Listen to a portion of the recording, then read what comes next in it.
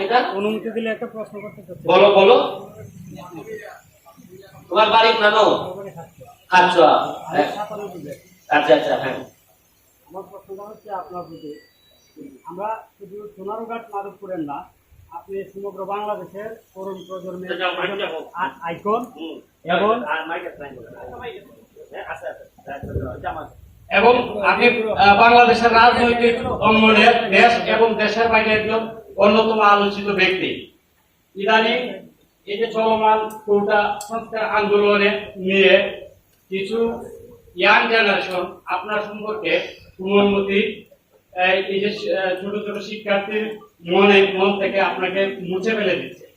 তো তাদের উদ্দেশ্যে আমি চাইব যে আপনি কিছু একটা বলবেন, কারণ আমরা জানি যে আপনি বাংলাদেশের আইকন এবং আপনার মতো এমপি বাংলাদেশের দ্বিতীয় জন হয় না, এটা দেশের প্রায় 90% যুবক মনে করে। তাদের উদ্দেশ্যে যদি কিছু এটা কোমলমতি যারা শিশু বা ধরেন তাদের তো মনটা থাকে কোমল, যার কারণে এখানে বিভ্রান্ত করা সহজ।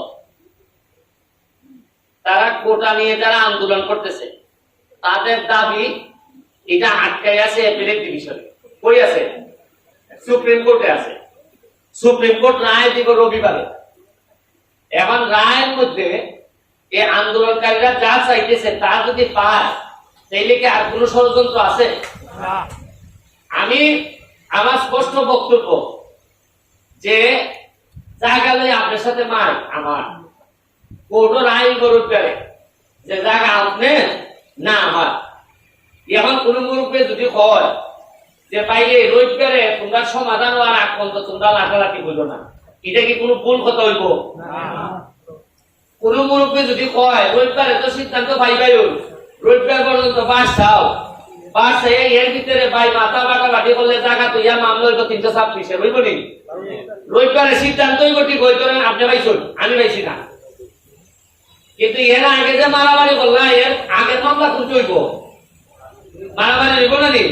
এবারে বাড়ি বাইলা জায়গা বাইলা ঠিক হই, কিন্তু শুক্র শনিবারে দেখাই যেটা লাগলায় এটা আমি কইছি। অনেকে চাইতেছে যে একটা অশান্তি তৈরি হইত দেশে, একটা শান্তি ভঙ্গ করতো, কারণ গুলামানি করতো, ওইটা এখানে খামো লাগাইতো।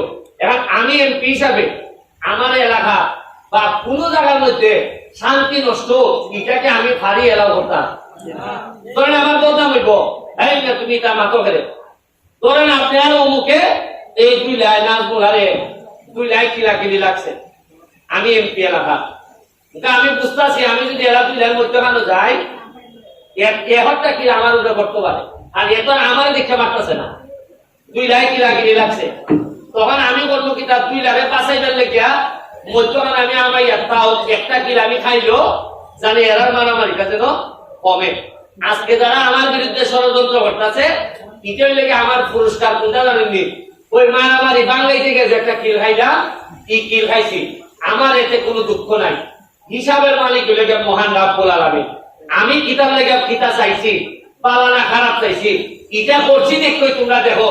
আজকে সারা জীবন মানুষের ভালো চাইছিলাম দেখই 1 লাখ ভোটে বাংলাদেশের মধ্যে সবচেয়ে বেশি ভোট দিয়ে তোমরা আমাদের বাস করে। সুতরাং এটি আমার উত্তর। আপনারা শান্তি বজায় রাখবেন, বাকিটা আমরা